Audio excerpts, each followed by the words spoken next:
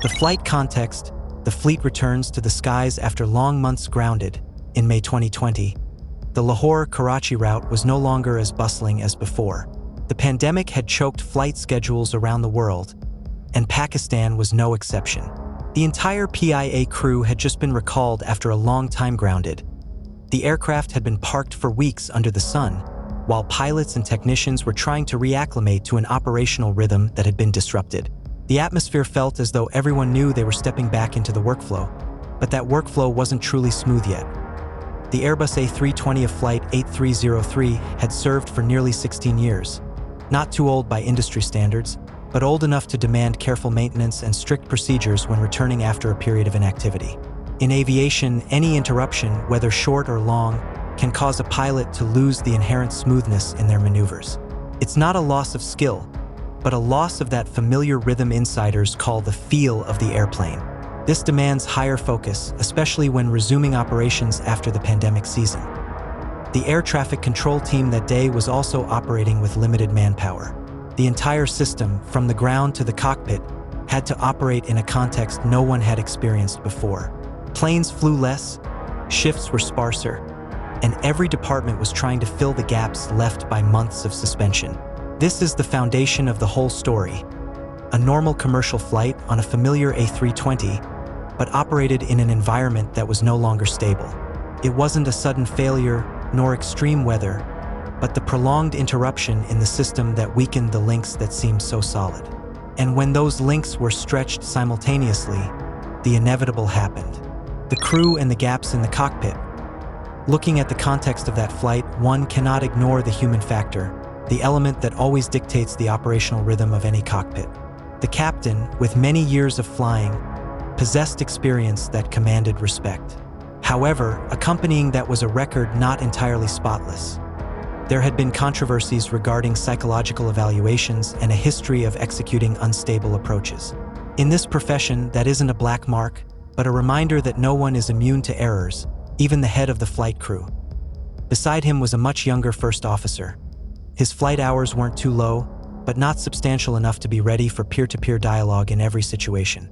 The gap in age and experience is not rare in aviation, but when the power distance is too great, the person in the right seat often chooses silence over confrontation, especially in a cockpit culture used to elders speak, juniors listen. What is notable is that both entered the cockpit at a time when the entire system was trying to regain its rhythm after months of interruption. Refresher training courses, quick checks. All were only enough to meet minimum requirements, not to recreate the necessary uniformity. And when two people with different backgrounds and different viewpoints lack an environment that encourages frank exchange, the cockpit easily becomes a place where decisions flow in only one direction. In this field, it is called empty CRM, meaning the crew resource management process exists on paper, but in reality, it barely functions. When information sharing is limited and critical thinking is not encouraged, small warnings are easily ignored. And in those conditions, just a few small deviations in manipulation or calculation can cause the entire flight to veer off the track of safety without notice. Cracks from the cockpit to the control panel. When moving to the approach preparation phase, everything should have followed the familiar rhythm. Cross-checks, mode confirmation, and reviewing every step in the mandatory briefing. But here, that preparation was skipped like a hastily turned page. After years of tracking similar incidents, I understand that accidents rarely come from a single slip. They often start with small pieces being overlooked.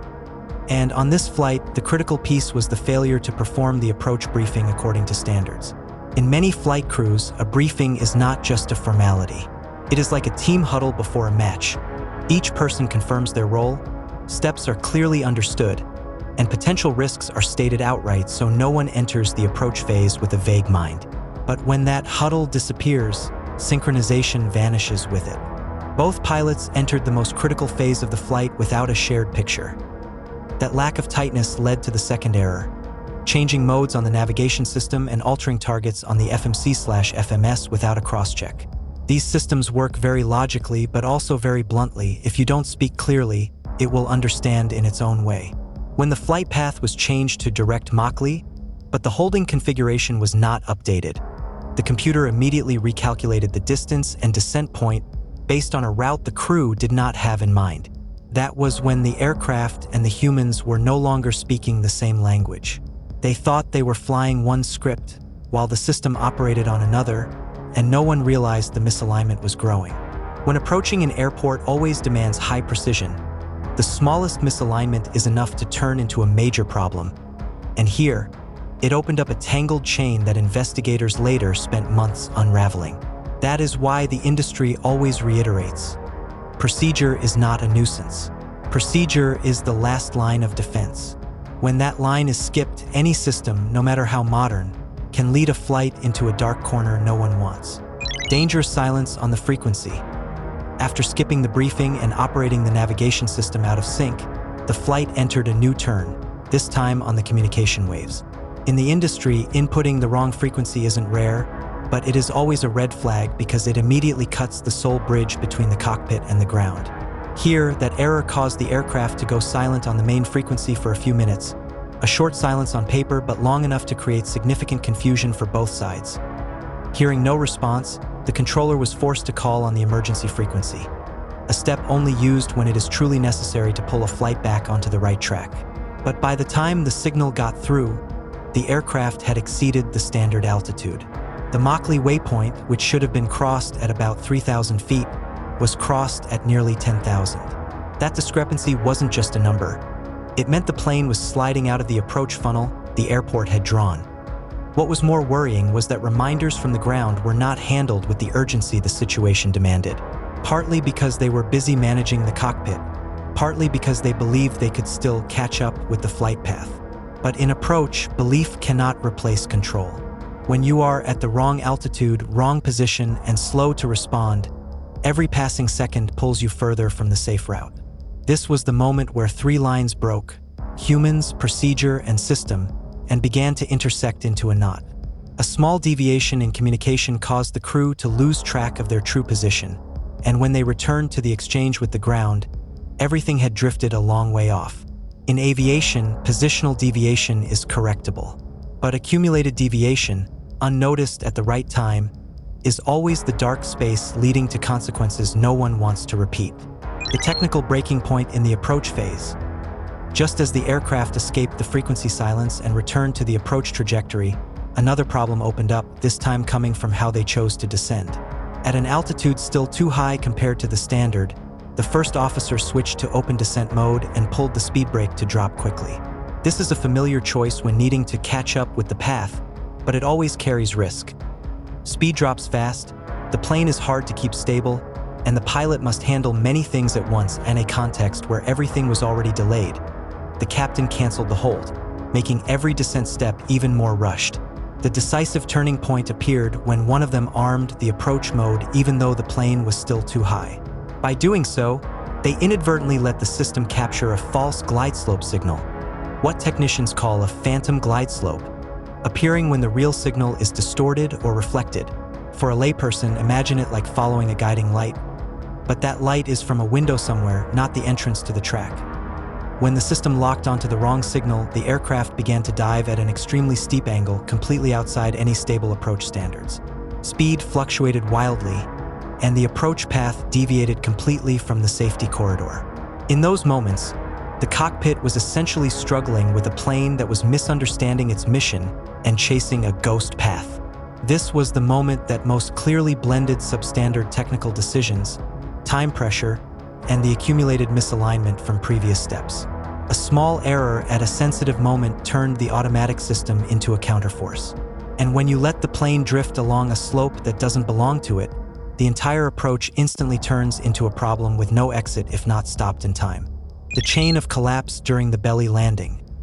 When the approach had deviated from all standards, the consequences appeared very quickly. At the final altitude before touching the ground, the landing gear had not been lowered, but the descent rate was too great. The aircraft scraped heavily against the runway with the bottom of the engines, a brutal contact that any engineer understands. Just a few seconds like that and the metal is scraped, hot gas escapes, and rotating parts in the engine are severely damaged. Engine number 2 lost power immediately. The crew pushed the throttle to perform a go-around. That is the standard reflex when an approach is no longer stable. But what they didn't fully foresee was that the previous impact had created chain damage. Shortly after, engine number 1 began to fail. Parameters dropped, low oil warnings lit up, and finally, it also fell into a state of generating no thrust.